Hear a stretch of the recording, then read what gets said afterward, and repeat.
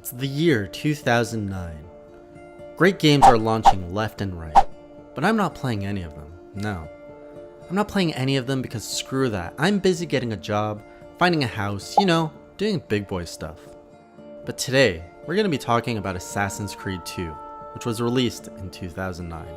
Because you see, I finally got this sexy little beast on my PlayStation 4 a few weeks back, played it, beat it. It was good. It was great even. Now let me tell you my tale of what I love and what I hate about this little gem. Now you don't need me to explain why this is a great game, really. A quick look over at Metacritic will show you some great scores. Not Game of the Year great, but still up there. Like after 20 or so titles. But that's not the game's fault. Developers were like popping pills or something that year and cranking out big hit one after the other. I really don't understand what was going on this year. So getting right into it, you pop in the game and that first song you hear is just a magical experience to your ears. If you haven't heard it before, it goes something like this.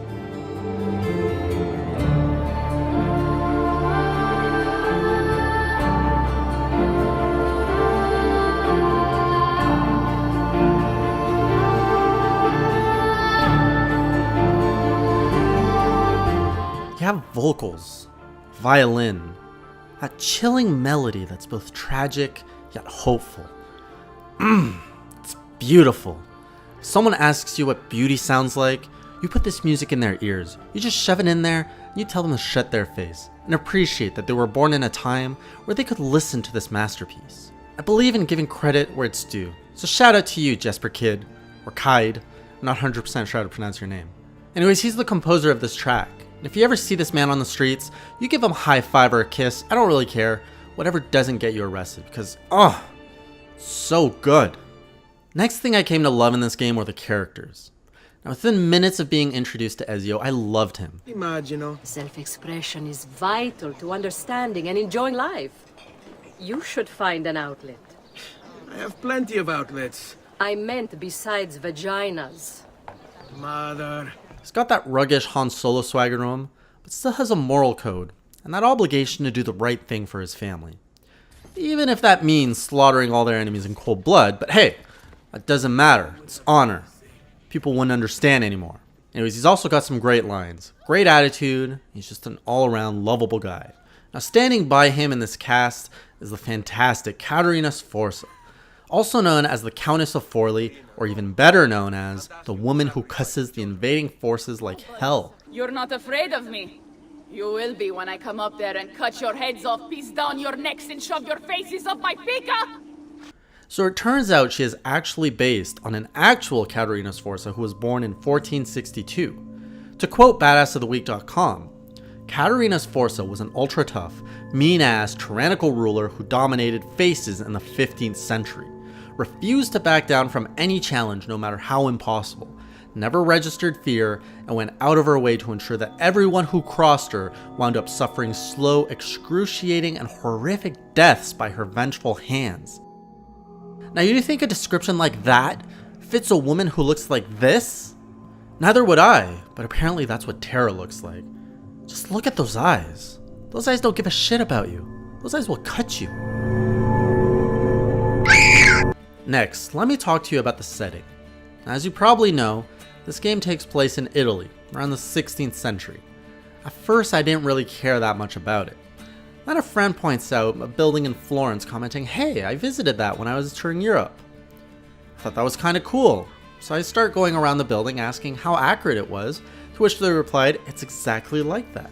I think this moment made me appreciate the game's setting a little more. Then after that we get introduced to key figures like Leonardo da Vinci, go to more touristy places like Venice. So by this point in the game you're probably starting to go on autopilot. Your brain isn't thinking about playing the game anymore, it's just doing it automatically. Climb the building, open the chest, search for next thing on the map, go to it, climb the thing, open the chest, kill the guard. So once you hit this state, your mind starts to wander. Start asking yourself things like, why aren't there roads in Venice? Why did they build this city here on the water? Why is there so much Christianity everywhere?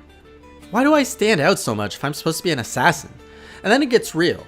Then you leave the game. You actually pause the game and leave your couch, or maybe you pull out your phone. Either way, you start seeking for answers. And those answers, lead to more questions, and more answers, and more questions. I kid you not. I spent literally an afternoon bouncing around one Wikipedia page to another, learning all about 16th century politics, trade routes, technology, all because of this game. Now, I can't say I regret it either. Did you know that the first flushable toilet was created in the 16th century thanks to a guy named Mr. John Harrington? Many will tell you it was actually Mr. Thomas Crapper in the 18th century, but no, Mr. Crapper only made it mainstream. So hold up a moment. Think about this.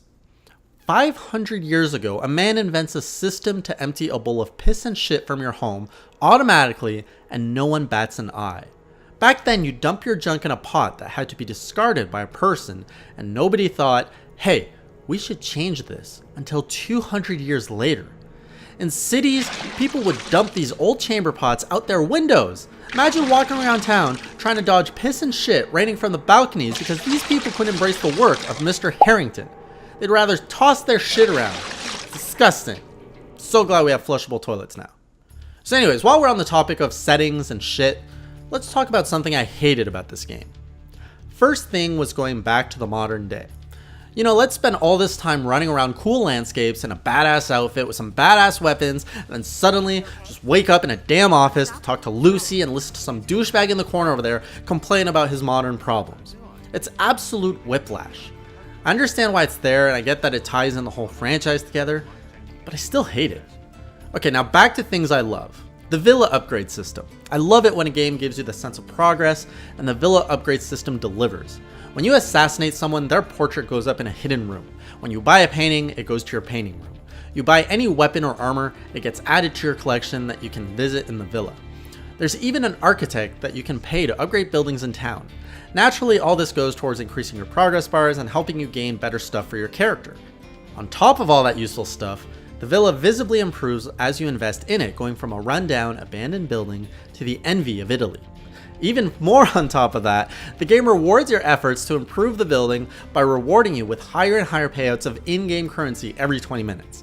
It's a fantastic invest reward upgrade system that keeps me hooked to complete everything and see that bar hit 100%.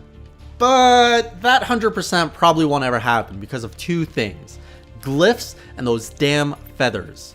So there's a bunch of stuff you can collect in this game, and most of it can be eventually tracked on your map, except for two types of collectibles: feathers and glyphs. Now there are 20 glyphs hidden in the game that each reveal a little bit of something called the truth. Hell if I know what that is. And then there's 100 feathers also scattered around the world for you to find. The only way for you to find them is by literally running around and trying to listen for that little shiny sound indicating a collectible nearby. Or you could use your eagle vision to make them stand out. But when you're using eagle vision, your map gets deactivated. So then you're running around in circles because you're on rooftops and it all looks the same. This is just stupid and I hate it.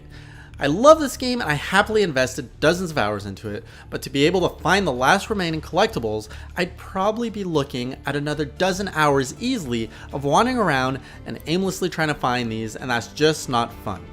Oh, but you can just use a walkthrough, dumbass, you might be thinking there, sitting in your chair. No, shut your face, that's stupid. If I have to play a game with a tablet or phone in my lap that displays a map of where these collectibles are, then just put it in the damn game. Make me work for it through a quest or by having to buy a ridiculously expensive map. I don't care, but having to rely on a walkthrough to achieve 100% completion in a reasonable amount of time is just stupid to me. And furthermore, listen to this. This game is rated M for mature. That means that the target audience for this game are adults. The one demographic that has the least amount of time to spare. So why would you go and put a game mechanic that's just a huge time suck with so little reward to it? I hate it, it's dumb, and I refuse to waste time on it. Now, I quickly mentioned that shiny sound that collectibles make.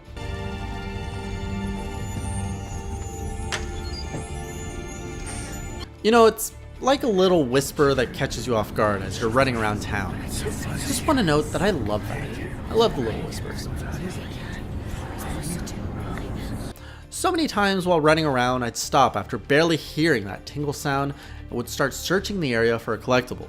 It added a level of fun to the whole game, and maybe the game wanted to let players use their other senses to find things, but it just didn't work that well. Asking me to run around these massive cities listening for 100 feathers is just too tedious for my taste.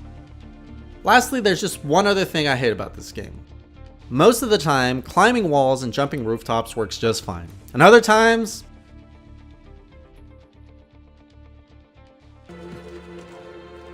no. Oh, damn it. I'm HeyJay, and this is why I loved and hated Assassin's Creed 2. Be sure to like and subscribe for more things I love and hate, and I'll see you guys next time.